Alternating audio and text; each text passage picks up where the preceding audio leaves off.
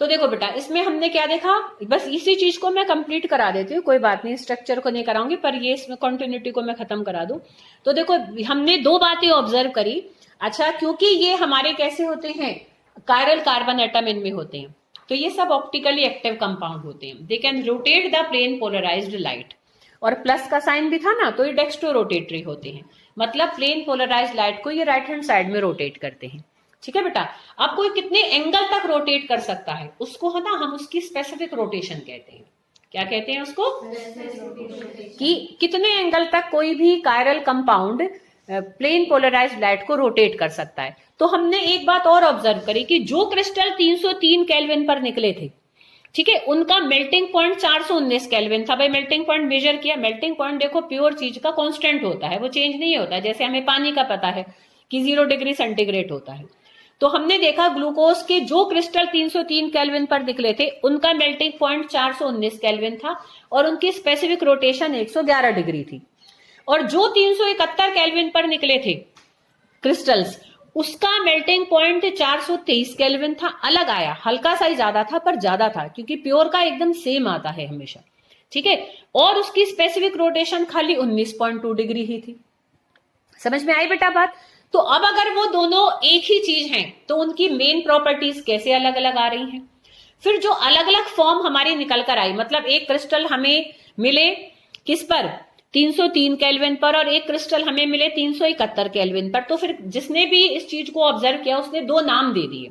उसने कहा कि भाई हम तो क्योंकि ग्लूकोज के ही बना रहे हैं, ग्लूकोज कोई घोला था, तो दो अलग अलग चीजें निकली, तो है तो कुछ ग्लूकोज का ही काम पार्ट। तो उसने एक का नाम दे दिया अल्फा ग्लूकोज और एक का नाम दे दिया बीटा ग्लूकोज, उसने उनको अल्फा बीटा नाम दे दिए।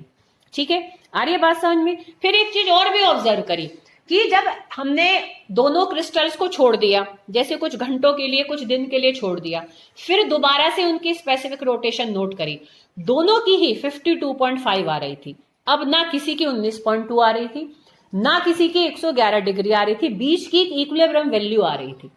समझ में आ रही बेटा बात। ठीक है, अब दोनों में से किसी की भी अपनी ओरिजिनल वाली ऑप्टिकल रोटेशन थी ही नहीं, स्पेसिफिक रोटेशन थी ही नहीं। समझ में आ रही बेटा बात। तो इस फिनोमिनन को ना हम म्यूटा रोटेशन कहते हैं। देखो नीचे म्यूटा रोटेशन लिखा हुआ है, वो मैंने शुरू में उसकी एक्सप्लेनेशन लिखी हुई है थोड़ी, कि ऊपर से रिलेट करके आओ, पर नीचे मैंने उसकी डेफिनेशन लिखी हुई है। देखो दो डबल टिक लग रही है ना, तो डेफिनेशन आए तो खाली वो लिखना है कि म्यूटा रोटेशन बेटा क्या होती है, कि किसी भी सब्सटेंस का ऑप्टिकल रोटेशन में चेंज आना, समय के साथ साथ उसमें बदलाव आना, और किसी इक्विलिब्रियम वैल्यू पर जाकर रुक जाना, उसको हम क्या कहते हैं, म्यूटा रोटेशन कहते हैं। जैसे यहाँ अल्फा ने भी चेंज, अल्फा भी हमारा 100, अल्फा की हमारी क्या थी 111 डिग्री, अल्फा में 111 डिग्री से चेंज होकर वो 52.5 पर रुक गया, और बीटा में वो 19.2 डिग्री से चेंज होकर वो भी 52.5 पर ही रुक गया। फिर चाहे 10 दिन बाद भी देखोगे 52.5 डिग्री ही आती है। अरे बेटा बात समझ में। तो इस पर्टिकुलर फिनोमिनन को हम क्या कहते हैं, म्यूटा रोटेशन। तो म्यूटा रोटेशन, अल्फा क्या है बीटा क्या है, इन सबको बहुत वेल एक्सप्लेन किया साइक्लिक स्ट्रक्चर ऑफ ग्लूकोज ने, कि क्या अल्फा है क्या बीटा है, क्यों म्यूटा रोटेशन हुई। तो इन सब चीजों की डिटेल हम इसके साइक्लिक स्ट्रक्चर से देखेंगे। अब क्या तुम्हें जाना है वहां इंग्लिश में? अभी 15 मिनट तो नहीं है, 15 मिनट का टाइम तो लिया था हमने। कितने बजे लगती है बेल? 12:40 पे, 45 पे लगी थी, तो ठीक है, अभी हमारे पास है टाइम, देख लो फिर अभी।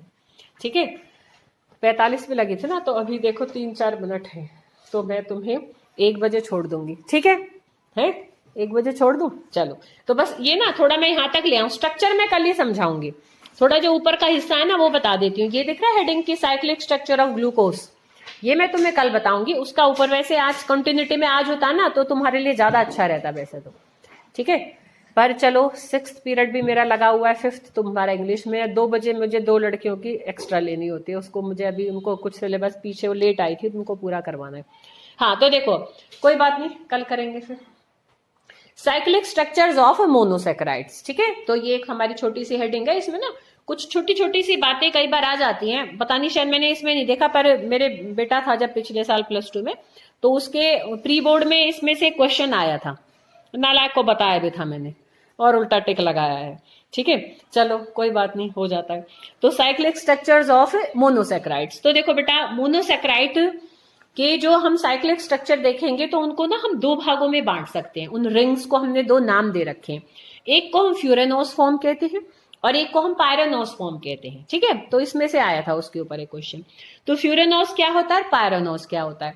फ्यूरेनोस हम ऐसे रिंग को कहते हैं कि 5 मेंबर की रिंग हो और उसमें एक मेंबर ऑक्सीजन हो। ठीक है, कि भाई 5 मेंबर की रिंग है, मतलब 4 कार्बन हो और 5वां मेंबर क्या हो, ऑक्सीजन हो। मतलब किसी भी नंबर पे आ सकता है, पर कोई एक मेंबर उस रिंग का कौन होना चाहिए, ऑक्सीजन। बाकी अंडरस्टूड है कार्बन होंगे जब हम ऑर्गेनिक कर रहे हैं तो। ठीक है, और पायरानोस फॉर्म क्या होती है, 6 मेंबर की रिंग होती है हैविंग 1 एटम एज ऑक्सीजन। बस सिंपल इतना फर्क होता है फ्यूरेनोस और पायरानोस में। तुम्हें ध्यान है एसिटल्स और कीटल्स करे थे हमने। एसिटल बनता है, कीटल बनता है एल्डिहाइड और कीटोन का जब अल्कोहल के साथ रिएक्शन होता है, तो ना एसिटल्स और कीटल्स बन रहे थे। सेम वो न्यूक्लियोफिलिक एडिशन रिएक्शन ही था, जैसे HCN ऐड हो जाता है ऐसे अल्कोहल भी ऐड हो जाते हैं। ठीक है, नेगेटिव पॉजिटिव पर, पॉजिटिव नेगेटिव पर। तो उसमें जब एक हमारा OR ग्रुप आता है तो उसको हम हेमी एसिटल कह रहे थे।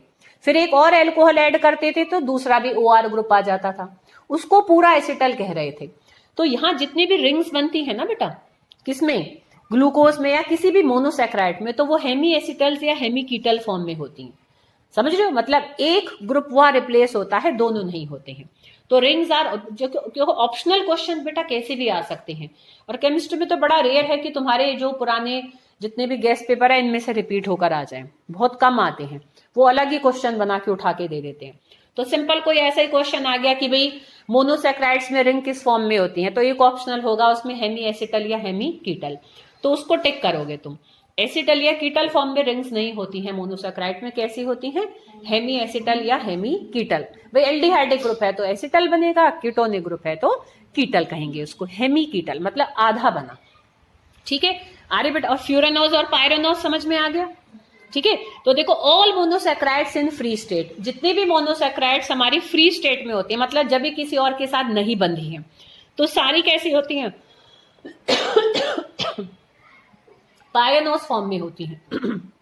ठीक है बेटा, कि एक मेंबर ऑक्सीजन होता है और 5 मेंबर की रिंग बनती है फ्री फॉर्म में। तो ग्लूकोज का भी हम स्ट्रक्चर कैसा कर रहे हैं, अभी फ्री फॉर्म में कर रहे हैं कि खाली ग्लूकोज है, कोई और नहीं उसके साथ मोनोसैकेराइड बंधा है। तो इसमें भी जो हम रिंग देखेंगे वो कैसी होगी, पायरानोस फॉर्म की होगी। ये आया था उसका क्वेश्चन कि भाई ग्लूकोज में रिंग किस फॉर्म में होती है, फ्यूरेनोस या पायरानोस। ठीक है, तो ग्लूकोज में रिंग हमारी कैसी होती है, क्योंकि सारे मोनोसैकेराइड उसमें है। ठीक है, तो हमारी देखो इसमें क्या हो जाता है कि all monosaccharides in free state exist in form of pyranose. ठीक है, तो पायरानोस की फॉर्म में होती है, और कंबाइंड फॉर्म में हमारी कुछ फ्यूरेनोस में भी आ सकती हैं और कुछ पायरानोस में भी ऐसी की ऐसी रहती हैं, पर फ्री स्टेट में वो हमारी कैसी होती हैं, पायरानोस फॉर्म में होती है। ठीक है बेटा, तो यहां तक बेटा अच्छे से पढ़ लेना, जो कुछ याद करना है इसमें याद भी कर लेना, जैसे म्यूटा रोटेशन की डेफिनेशन है और अल्फा और बीटा क्या होते हैं उनकी डेफिनेशन है, और सारे इन रिएक्शंस को एक बार देख लेना अच्छी तरह से। ठीक है, आए तो तुम उसको लिख सको बेटा। कल हम इसके साइक्लिक स्ट्रक्चर करेंगे।